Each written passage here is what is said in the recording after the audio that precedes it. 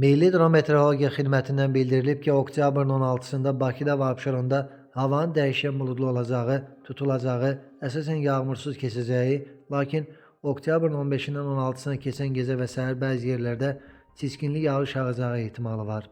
Şimal-şərq küləyi axşam mülayim şimal-qərb küləyi ilə əvəz olunacaq. Temperatur gecə 14-17, gündüz 19-22 dərəcə isti, atmosfer təzyiqi isə 767 mm civə sütun olacaq.